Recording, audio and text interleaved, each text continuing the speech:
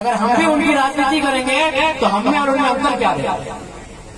हम लोग अंतर पैदा करेंगे, हम लोग फर्क उत्पन्न करने आए हैं। इसीलिए आज इस राज्य में हमें एक स्थान मिला, इस राज्य के लोगों के बीच हम लोगों को एक सम्मान मिला। और बिल्कुल चाहे कोडरमा लोकसभा की बात कीजिए, चाहे बगल में हजारीबाग लोकसभा है और पीछे तो खैर गिरिडीह हम खुद हैं, हजारीबाग लोकसभा है, कोडरमा लोकसभा है। आपने हमारे पार्टी के कैंडिडेट को तीसरे नंबर पर रखा, ये भी हमारे लिए गर्व की बात है। इसके लिए आपका आभार है। जबकि इसी लोकसभा से कदावर नेता चुनाव लड़े थे, उनसे ज्यादा हमारे नेता का वोट आया, ये हमारे लिए गर्व का बात है।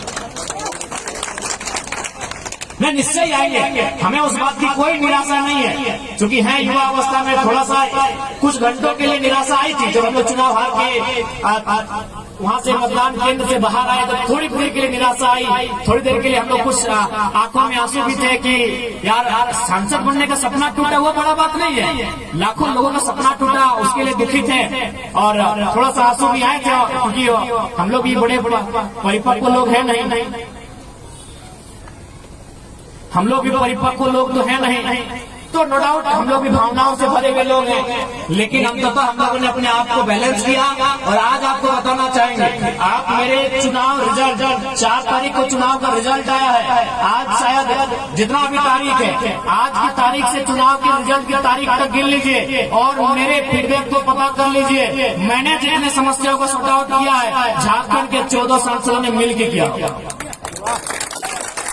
क्यों? क्योंकि उनका आधा दिन दिल्ली में बीत रहा है, उनका आधा दिन दिल्ली में, आधा दिन गुलदस्ता लेते हुए, आधा दिन वीआईपी लोगों से मिलते हुए, आधा दिन ठेकेदारों से मिलते हुए, आधा दिन टूर में बीत रहा है। इसलिए बीते चुनाव हारने के बाद जितनी समस्याओं का हमने सॉर्ट आउट किया है, जो हमारी हैसियत है, छोटी रहे थोड़ा मीडियम साइज की समस्या रहे, जिन समस्या का हम लोगों ने समाधान किया, ये जो बाकी सांसद ने मिलकर नहीं किया, हाँ वो हमसे अच्छा करेंगे क्योंकि पावर में, वो संवैधानिक पावर में। हम ये नहीं कह रहे हैं उनसे अच्छा कर पाएंगे, लेकिन अभी 1 महीना का रिपोर्ट कार्ड बता रहे हैं, आप उन्हें एक भी दिखा दीजिए। आज हम लोग एक दिन में 3 जगह मजदूर बैठे थे धरने पर, 3 जगह हम लोग मुआवजा दिलाए।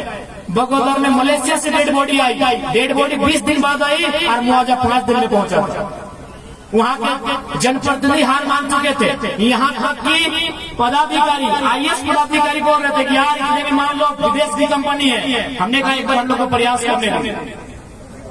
आईएएस पदाधिकारी ने हार मान लिया था कि कंपनी विदेश में मलेशिया में है, कैसे लड़िएगा, कैसे मुआवजा लीजिएगा, जो दे रहा है ले लीजिए। 6 लाख दे रहा था, पहले तो 3 लाख फिर 6 लाख। हमने कहा नहीं, कम से कम राउंड में दीजिए। तो फिर बात करते करते हम लोग 5 दिन के भीतर उसको 12 लाख का मुआवजा और डेड बॉडी बात होती। तो ये नहीं है, ऐसा नहीं कि हम लोग कुछ बोले और वो काम हुआ ही नहीं। आपके पास 2 आंखें हैं, आंखें खुली हैं, आपके कान खुले हुए हैं, आप अखबार पढ़ते हैं, आप मोबाइल से जुड़े हुए हैं, आप यूट्यूब से जुड़े हुए हैं, आप सूचना ले सकते हैं। पिछले 1 महीने का हम पूरा 2 साल 2.5 साल छोड़ देते हैं, 1 महीना का आप रिपोर्ट उठा लीजिए। एक जगह नहीं, पूरे झारखंड कोल्हान से लेके गोड्डा तक हमारी टीम गोड्डा बल्कि कोडरमा भी आई थी। प्रेम जी, रविदा, महेंद्र जी, कोडरमा भी हमारी टीम आई थी। रेलवे में घटना घटा था, ऊपर से एक मजदूर नीचे गिर गया था, कोई सामने नहीं था। हमारी टीम वहाँ खड़ा होती है, जो हमारी हैसियत है हम लोगों ने उस परिवार को मुआवजा दिलाने का काम किया। कोडरमा की घटना तो मजदूर बागमारा का था, हमारे धनबाद जिले के बागमारा का था। ये 1 महीना का रिपोर्ट कार्ड है। ये हम लोग इसलिए बता रहे हैं कि हम लोग बिना संवैधानिक पद में रहते तहलका कर सकते हैं। हम लोग बिना किसी संवैधानिक पद पे रहते तहलका कर सकते हैं। तो सोच लीजिए जिन संवैधानिक पदों में आएंगे क्या क्या हो सकता है। सोच लीजिए कि हम लोग संवैधानिक पदों में आते हैं तो क्या क्या हो सकता है, बस इतना सोचिए। विश्वास कीजिए, आपकी शिकायतों को लंबा नहीं खींचा जाएगा। एक टेलीफोन से आपकी समस्या का निदान होगा जिस दिन हम लोग संवैधानिक पदों पे आएंगे। क्योंकि हमने स्पष्ट कहा है कि जब भी कोई पावर में आता है तो उसका एक रिएक्शन होता है। जब भी कोई पावर में आता है, चाहे जंगल का शेर हो, चाहे गजराज हाथी हो, अगर उसको पावर है तो नुकसान किसी को होता है। अगर शेर पावर में है तो छोटे छोटे जीव जंतुओं को खाता है, अगर हाथी पावर में होता है तो बड़ी बड़ी टहनियों को तोड़ता है। ये नियम है, कोई भी पावर में आए। अगर हम लोग भी पावर में आएंगे तो नुकसान होगा। आप अगर सोच रहे हैं कि नुकसान नहीं होगा तो गलत सोच रहे हैं। हम लोग भी पावर में आएंगे तो नुकसान होगा, लेकिन नुकसान उनका होगा चाचा भतीजा। नुकसान होगा भ्रष्ट IAS IPS, नुकसान होगा DC छवि रंजन जैसे पदाधिकारियों को, नुकसान होगा इंजीनियर वीरेंद्र कुमार जैसे लोगों का, जिनका बेटा तीसरे दिन में 35,000 का टी-शर्ट बदलता था, उसको बनियान में घुमाएंगे। नो डाउट हम लोग भी पावर में आएंगे तो नुकसान होगा।